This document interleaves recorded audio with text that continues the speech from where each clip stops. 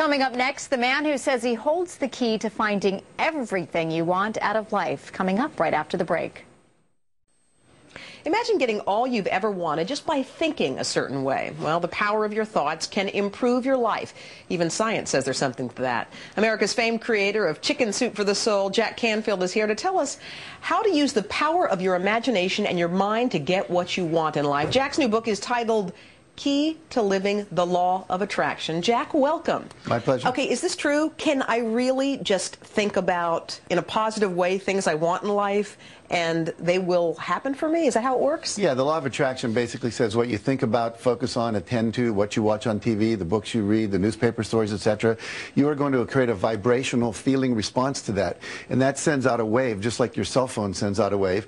And everything in the universe that is harmonic to that will start to vibrate and be attracted toward you. It's as if you create a magnetic field with your thoughts. So we have to be very intentional and deliberate about what we think, and most of us were never taught to do that. So you think there's something really tangible there? It's not just kind of, I don't know, kind of shrink hocus pocus sort of stuff. No, there's actually science that backs it up. I mean, we now know from quantum physics that everything that we perceive is actually a thought that creates it and brings it into being. This screen behind us was first a thought. Yeah. You know, your hairdresser had a thought about how your hair might be styled before they styled it that way. Right. So everything is starting in thought. And we know that these thoughts can travel as far as around the Earth, done by some projects that were done in Japan, where a guy literally changed the molecule structure of water simply with 10,000 people focusing on that. Jack, don't you think a lot of people just sort of hurt themselves because they're just afraid? I mean, they're afraid of taking risks. And I remember seeing that bumper sticker. It says something like, what would you do if you knew you wouldn't fail? I mean, Right. We stop ourselves from moving forward, don't we? Absolutely. Fear is taking your mind and creating a negative image of the future. When you're worrying, you're imagining what's bad that's going to happen.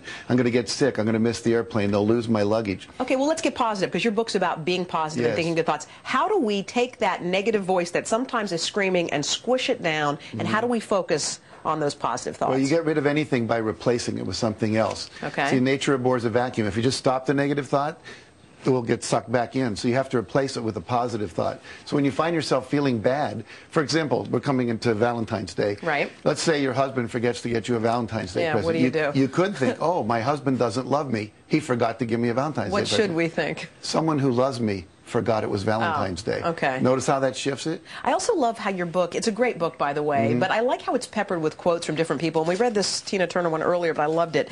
It says, sometimes you've got to let go of things, purge yourself. If you're unhappy with anything, whatever is bringing you down, just get rid of it, because you'll find that when you're free, your true creativity, your true self comes out. That's a quote from Tina Turner. It's about right. purging, right, and getting rid of the bad stuff. Yeah, we have to empty it out. It's like if you have too many clothes in your closet, Yeah. there's no room for new clothes. So just like with negative thoughts, we really should be doing a thought inventory on a regular basis.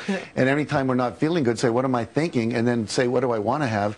See, most people are talking about what happened and how bad it is. Instead of what you want to be talking about is how good it's going to get. Focus all your energy on your dreams, your vision, what you want to have happen. Let's talk about goals. It's important, you say, to set goals. Should you write them down, and what kind of things should they be? Well, in my book, The Key to Living the Law of Attraction, we have a place to write 101 goals that you want to achieve in your life. And I did that when I was 47. I'm 63 now. Okay. And when I was 47, I wrote 137 goals, and I've achieved over 68 of those. Well, 69, those was over 68. Okay. And just got one last week. But the point is that if you have that list, your unconscious starts to work on how to figure it out. Lou Holtz, the famous coach of Notre Dame, he's now an ESPN sportscaster. When he was 29, he made a list of 101 goals he wanted to achieve, and now he's achieved all but 6 of those. Oh, wow. See, and if you have that, every year you pick 4 or 5, focus on it, visualize it, and then it comes to being. And this Oprah quote really struck me. It says, your true passion should feel like breathing. It is that natural. So you've got to find the thing that you're meant to do, aren't you? Yes, we each have an inborn unique ability. We have a passion. We have a talent. And you know you're on it when you're happy. See, if you're feeling joy when you're doing what you're doing, then you're on track. If you're not feeling joy, it means you're off track. We're getting feedback all the time. Now, your book is filled with, it's sort of interactive. You can write things in the book, which I like, and there are quotes and things. But you also say to create a vision board. What's a vision board? Well, if we look right here, we see a vision board, and we call this a vision book because you can actually close it up like this. Okay. Isn't that beautiful? beautiful. Gorgeous. And So it becomes a family heirloom. What's on here, all these are pictures of things that this person who made this vision board, Dee Dee Watkins, wants in her life. Happy family, better relationship with the kids and their pets, her ideal dream home, vacations, and so forth. There's also words like peace and love and prosperity. And this kit comes with all the words already cut out. So most people's vision boards look like ransom notes. You know, they've cut them out of magazines. So what we have here is something that's really beautiful. And people can go to dreambigcollection.com and they can find out about how to get one of these. Jack, I have a feeling you got another winner on your hands with this one, The Key to Living the Law of Attraction. Jack Canfield, thank you so much for coming on the show. We really appreciate it. Good luck to you. My pleasure. Thank you. And you can read an excerpt from this book on todayshow.com, of course. And we'll be back with more. But first, this is Today on NBC.